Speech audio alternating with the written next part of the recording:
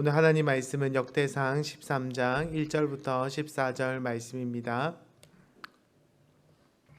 역대상 13장 1절부터 14절 말씀을 함께 읽도록 하겠습니다. 다윗이 천부장과 백부장 곧 모든 지휘관과 더불어 의논하고 다윗이 이스라엘의 온 회중에게 이르되 만일 너희가 좋게 여기고 또 우리의 하나님 여호와께로 말미암았으면 우리가 이스라엘 온 땅에 남아 있는 우리 형제와 또 초원이 딸린 성읍에 사는 제사장과 레위 사람에게 전령을 보내 그들 우리에게로 모이게 하고 우리가 우리 하나님의 궤를 우리에게로 옮겨오자.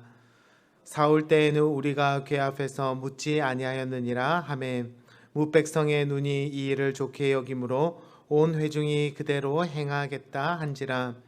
이에 다윗이 애굽의 시올 시내에서부터 하맛 어기까지 온 이스라엘을 불러 모으고 기럇 여아림에서부터 하나님의 궤를 메어 오고자 일세. 다윗이 온 이스라엘을 거느리고 바알라 곧 유다에 속한 기럇 여아림에 올라가서 여호와 하나님의 궤를 메어 오려 하니 이는 여호와께서 두 그룹 사이에 계심으로 그러한 이름으로 일컬음을 받았더라. 하나님의 궤를 새 수레에 싣고 아비나답의 집에서 나오는데 우사와 아히오는 수레를 몰며 다윗과 이스라엘 온 무리는 하나님 앞에서 힘을 다하여 뛰놀며 노래하며 수금과 비파와 소고와 재금과 나팔로 연주하니라. 기돈의 타작마당에 이르러서는 소들이 뛰므로 우사가 손을 펴서 궤를 붙들었더니 우사가 손을 펴서 궤를 붙듦으로 말미암아 여호와께서 진노하사 치심에 그가 거기 하나님 앞에서 죽으니라. 여호와께서 우사의 몸을 찢으셨으므로 다윗이 노하여 그곳을 베레스 우사라 부르니 그 이름이 오늘까지 이르니라. 그날에 다윗이 하나님을 두려워하여 이르되 내가 어떻게 하나님의 궤를 내 곳으로 오게 하리요 하고 다윗이 궤를 옮겨 자기가 있는 다윗성으로 메어 드리지 못하고 그 대신 가드 사람 오베데돔의 집으로 메어 가니라. 하나님의 궤가 오베데돔의 집에서 그의 가족과 함께 석 달을 있으니라. 여호와께서 오베데돔의 집과 그의 모든 소유에 복을 내리셨더라. 아멘. 성경에는 수많은 왕들이 기록되어 있고 그들에 대한 다양한 평가가 내려지고 있습니다. 그 왕들 가운데 이스라엘의 가장 위대한 왕을 뽑으라고 한다면은 우리는 다윗을 뽑을 수 있을 것입니다. 그의 어떤 모습이 이스라엘의 위대한 왕으로 그를 불리게 한 것인가? 오늘 본문을 통해서 함께 생각해 보기 원합니다. 우리는 그가 강력한 군사력을 바탕으로 이스라엘을 세운 위대한 왕이다라고 이야기할 수도 있을 것입니다. 하지만 오늘 본문은 그의 탁월함과 위대함의 본질이 무엇인지를 보여주고 있습니다. 그가 위대한 왕인 이유는 그가 가진 힘과 권력, 군사력에 있었던 것이 아니라 겸손히 하나님 앞에 엎드려 그분을 왕으로 인정한 것에 있다라고 성경은 말하고 있습니다. 다윗은 자신을 높인 것이 아니라 하나님을 높이는 왕이었습니다. 이것이 다윗의 위대한 모습이었습니다.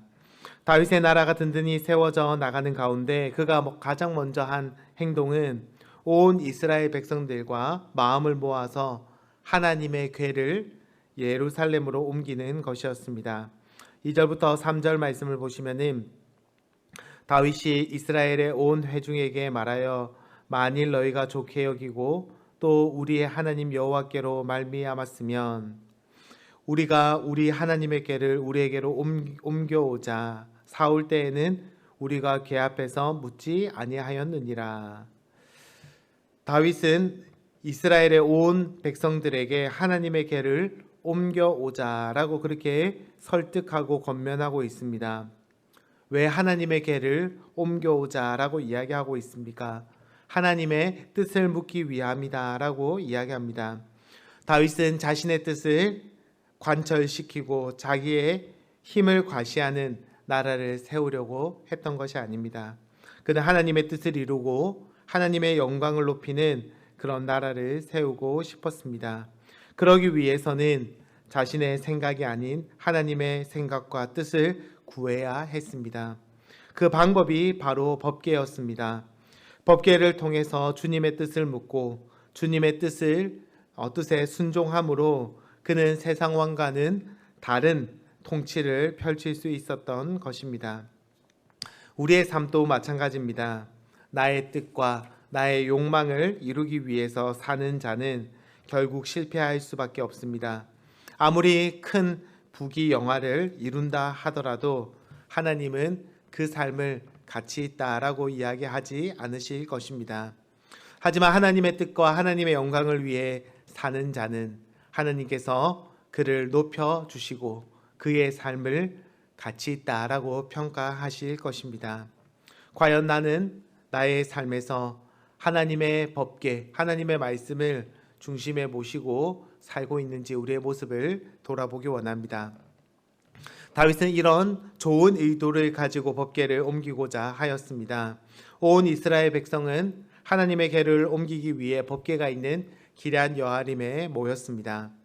온 이스라엘 백성은 한 마음과 한 뜻이 되어서 하나님을 왕으로 인정하고 높이고 있습니다. 8절 말씀에 다윗과 이스라엘 온 무리는 하나님 앞에서 힘을 다하여 뛰놀며 노래하며 수금과 비파와 소고와 재금과 나팔로 연주하였다라고 기록하고 있습니다. 여기까지는 너무나 좋습니다. 그런데 문제는 그 다음에 발생합니다. 법궤를 옮겨오는 과정에서 사망 사건이 일어났기 때문입니다. 9절과 10절 말씀에 기돈의 타작마당에 이르러서는 소들이 띠므로 우사가 손을 펴서 궤를 붙들었더니 우사가 손을 펴서 궤를 붙듦으로 말미암아 여호와께서 진노하사 치심에 그가 거기 하나님 앞에서 죽으니라. 법궤를 옮기는 과정에서 아주 비극적인 사건이 발생하게 됩니다. 법궤를 수레에 실어서 옮기고 있는데 소들이 뛰게 되면서 법궤가 뒤로 떨어지게 될 그럴 상황이 일어나게 되었습니다. 그래서 법궤를 옮기고 있던 우사가 법궤가 떨어지지 않도록 궤를 뒤에서 그렇게 붙드는 그런 일이 일어나게 되었고 하나님께서 그 모습을 보시고 진노하심으로 우사가 죽게 되었습니다. 축제는 삽시간에 비극의 현장이 되었습니다. 우리는 이 말씀을 보면서 왜 이렇게 좋은 의도에서 하나님의 일을 하고 있는데 하나님께서 벌을 내리시는지 그런 의문을 가질 수 있습니다. 우리는 이를 통해서 세 가지를 깨닫게 됩니다. 첫 번째로 아무리 좋은 의도와 목적을 가지고 하는 일이라 하더라도 그 방법과 수단 역시도 성경적이어야 한다라는 사실입니다. 하나님의 궤를 옮길 때에는 민수기 10장 8절에 보시면은 레위 사람 중에 고핫 자손이 어깨에 메고 궤를 운반해야 한다라고 성경은 기록하고 있습니다. 하지만 다윗은 법궤를 수레에 옮겨서 실어서 그렇게 옮기고 있습니다. 이는 블레셋 사람들이 법궤를 옮긴 방식과 같은 방법입니다. 다윗은 성경대로 순종한 것이 아니라 나름대로 순종하였습니다. 아무리 그 목적과 의도가 좋았다 하더라도 하나님께서는 그것을 받으시지 않으셨습니다. 그 방법도 성경대로 할 때 하나님께서 기뻐하신다라는 것을 알 수 있습니다. 둘째로 다윗은 이번 사건을 통하여서 하나님은 자기의 뜻과 생각대로 조종할 수 없는 분임을 깨닫게 되었습니다. 나라의 기틀을 바로 세우고 모든 군사력을 장악한 다윗은 이제 자기 멋대로 모든 것이든 할 수 있었습니다. 누구도 다윗에게 비판하거나 다윗을 뭐라 할 사람이 없었습니다.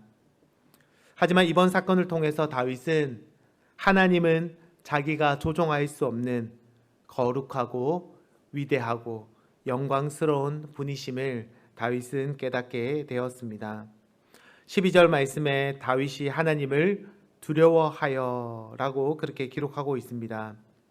다윗은 하나님을 두려워하게 됩니다. 왜냐하면 자기가 함부로 조종할 수 없는 분임을 깨닫게 되었기 때문입니다. 우리는 때론 하나님을 쉽게 조종할 수 있는 분이다라고 생각하곤 합니다. 내 생각대로 내가 조금만 이렇게 생각하거나 기도하고 신앙생활하면은 하나님을 내 뜻대로 조종할 수 있다라고 생각합니다. 하지만 이번 사건을 통하여서 다윗은 하나님을 조종하기를 내려놓고 하나님 앞에 순종하는 법을 배우게 됩니다. 셋째로 하나님을 조종하는 것이 아니라 하나님께 순종하는 것이야말로 하나님의 복을 받는 길임을 우리는 보게 됩니다. 13절부터 말씀을 보시면은 다윗이 궤를 옮겨 자기가 있는 다윗성으로 메어 드리지 못하고 그 대신 가드 사람 오베데돔의 집으로 메어 가니라. 하나님의 궤가 오베데돔의 집에서 그의 가족과 함께 석 달을 있으니라. 여호와께서 오베데돔의 집과 그의 모든 소유에 복을 내리셨더라. 다윗은 이 사건 이후로 하나님을 두려워하면서 하나님의 궤를 예루살렘으로 모시는 것에 대해서 매우 주저하게 되었습니다. 하지만 하나님의 궤가 오베데돔에 거하는 동안 그 집이 하나님으로부터 큰 복을 받게 된 것을 보게 되었습니다. 이를 통하여서 다윗은 하나님이 비록 크고 두려운 분이시지만 하나님을 얻고 그리고 하나님 앞에 순종하는 것이야말로 큰 복을 받게 되는 길이다라는 것을 깨닫게 되고 다시 하나님의 궤를 예루살렘으로 그렇게 모시고 오는 것을 우리가 성경을 통해서 보게 됩니다. 말씀을 맺기 원합니다. 시편 저자는 이렇게 고백하고 있습니다. 하나님을 가까이 함이 내게 복이다. 하나님을 가까이 하는 것은 때로는 위험할 수 있습니다. 왜냐하면 그분 앞에서 하나님을 가까이 할 때 우리는 우리의 욕망과 뜻을 포기해야 하기 때문입니다. 하지만 하나님을 가까이 하는 것이야말로 우리에게 참으로 복된 길입니다. 주님을 가까이 할 때 우리는 포기해야 할 것이 때로는 많이 있을 수 있습니다. 하지만 우리가 포기하는 것보다 더 큰 은혜와 복을 받게 될 것입니다. 오늘 하루 우리가 살아가는 동안 하나님을 더 가까이 하기 원하고 하나님을 조종하려고 하는 것이 아니라 하나님이 내 뜻대로 그렇게 움직이셔야 하는 것이 아니라 내가 하나님 앞에 순종하고 그리고 내가 하나님의 뜻대로 그렇게 살아가기를 그렇게 결단하고 오늘 하루 주님의 말씀에 귀를 기울이고 그렇게 주님의 말씀대로 살아가기를 기도하는 저와 여러분이 되시기를 주님의 이름으로 축복합니다. 기도하도록 하겠습니다. 하나님 아버지, 주님을 가까이 하고 주님의 말씀을 듣는 것이 참으로 행복하고 복된 길임을 다시 한번 더 기억하게 하여 주시옵소서. 주님을 멀리하고 그렇게 살아갔던 우리의 모습들, 내 뜻대로 하나님조차 내 뜻대로 그렇게 이용하려고 하였던 우리의 모습이 있다면 주님 용서하여 주시고 하나님께서 내 뜻을 들어주셔야 하는 것이 아니라 내가 하나님의 뜻에 순종하고 하나님 앞에 그렇게 하나님께서 보여주신 말씀과 길을 따라서 살아가는 저의 삶이 되게 하여 주시옵소서. 그렇게 살아갈 때에 주님께서 주시는 참된 은혜와 복을 누리는 그런 저희들 되게 하여 주시옵소서. 예수님의 이름으로 기도드립니다. 아멘.